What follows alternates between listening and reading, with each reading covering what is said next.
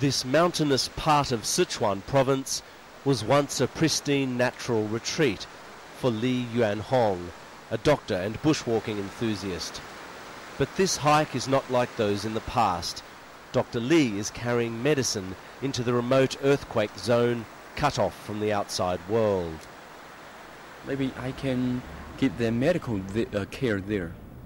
Maybe there are many injured ones, so I can give them some pills.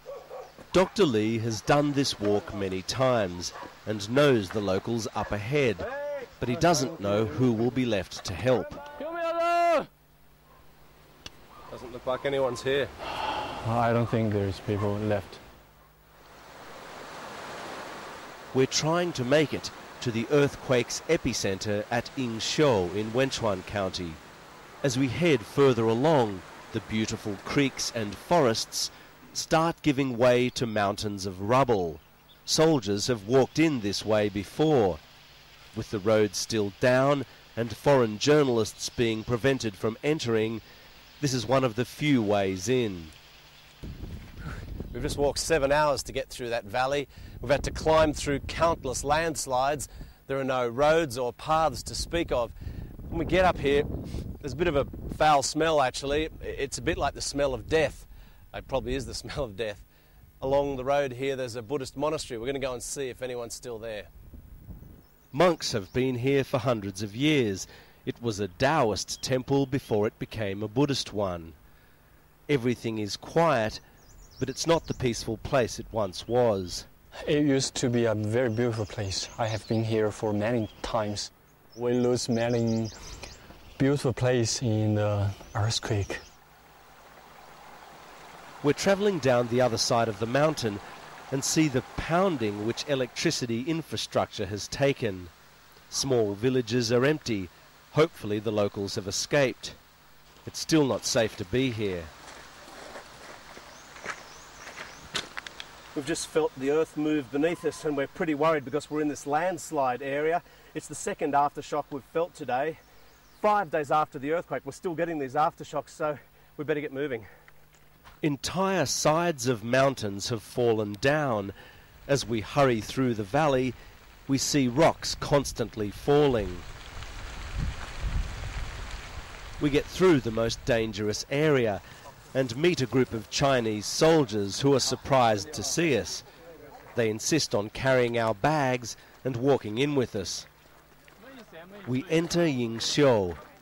It looks like a town which has been bombed. In just 2 minutes, this industrial centre was shaken to pieces by the most powerful earthquake to hit China since the 1970s. We've arrived here at the epicenter of the earthquake. This is a scene of utter devastation. It's a town no longer, really. There's virtually not a building left standing. Now, we've come across an officer here from the army who I think he wants us to leave, so he's taking us off to speak to people. But all I can say is look around. It's absolutely, the whole place has been destroyed. There are soldiers everywhere, and we managed to lose the officer who wants us out. When the earthquake hit a week ago, there were some 11,000 people here. Only 2,400 have been found.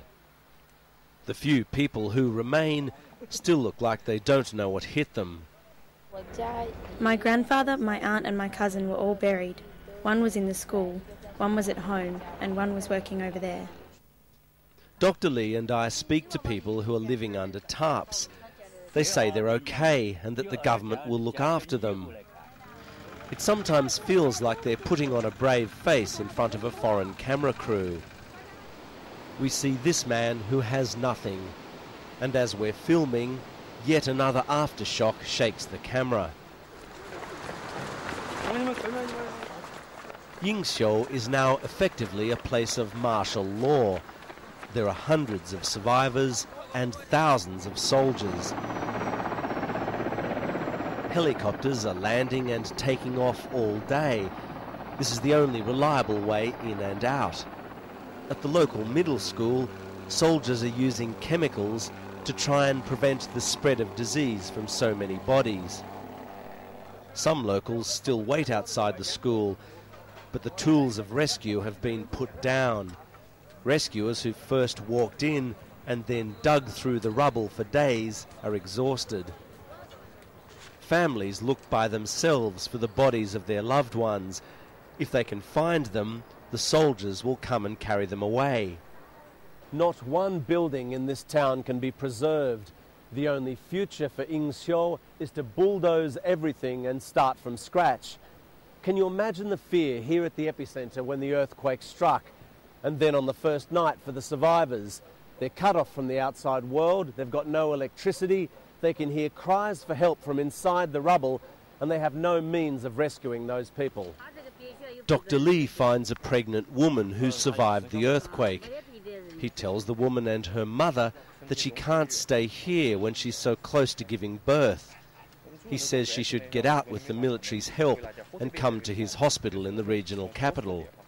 Some people are staying here because they don't know where else to go.